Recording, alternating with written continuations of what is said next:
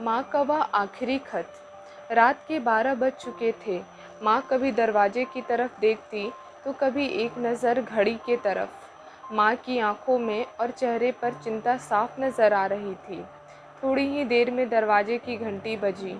माँ ने काफ़ी तेज़ी से दरवाज़ा खोला और सामने बेटे सागर बहू जिया को देखकर पूछा, इतनी देर क्यों हो गई? मैं कब से तुम्हारी राह देख रही थी।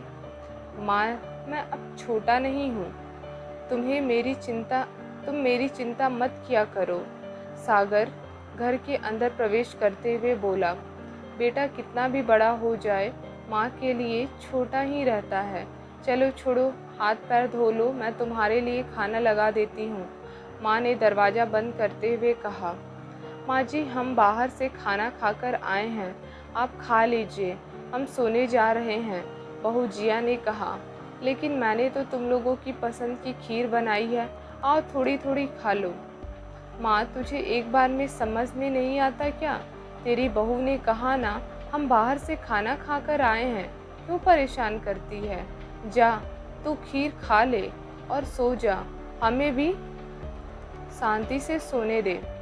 माँ अकेले कैसे खीर खा सकती थी और उसे बिना खाए नींद कैसे आ सकती थी, क्योंकि बेटे के इंतज़ार में उसने भी कुछ नहीं खाया था। वह किचन में गई, एक गिलास पानी पिया और अपने रूम में चली गई। सुबह 10 बजे सागर की आंखें खुली। बाजू में जिया अभी भी सो रही थी। सागर हॉल में आया तो लैपटॉप के पास रखी एक चिट्ठी पर उसकी नज़र पड़ी।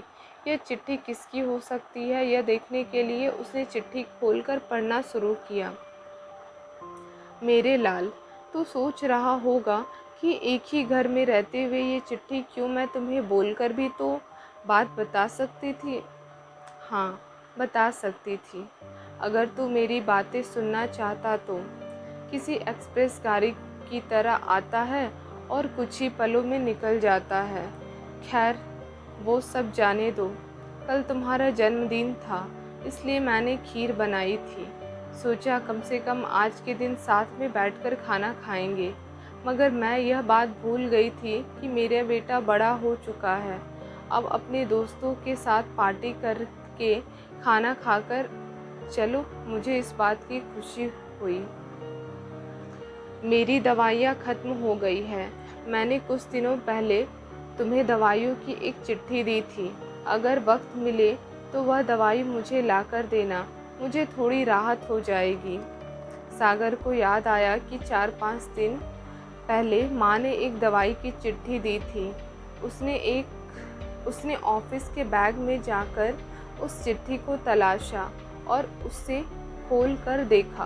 उसमें लिखा था, मुझे ऐसी दवाई लाकर दो जिससे मैं अपने बेटे को भुला सकूं। सागर को रियलाइज़ हुआ कि मुझसे बहुत बड़ी गलती हो गई है। उसकी आंखें नम हो गई। वह तुरंत अपने माँ के कमरे की तरफ दौड़ा। सबसे पहले उठ जाने वाली माँ आज क्यों नहीं उठी थी, देखकर उसे आश्चर्य हुआ। उसने माँ को उठाने की काफ़ी कोशिश की, लेकिन माँ एक गहरी नींद में सो चुकी थी। सागर के पास फूट फूट कर रोने के अलावा और कोई चारा नहीं बचा। दोस्तों, ये कहने की ज़रूरत नहीं है कि माँ बाप जीवन में कितने मूल्यवान हैं। उनके रहते हुए ही उनकी सेवा करो, उनसे प्यार करो। वह चले जाएंगे तो कुछ नहीं कर पाओगे।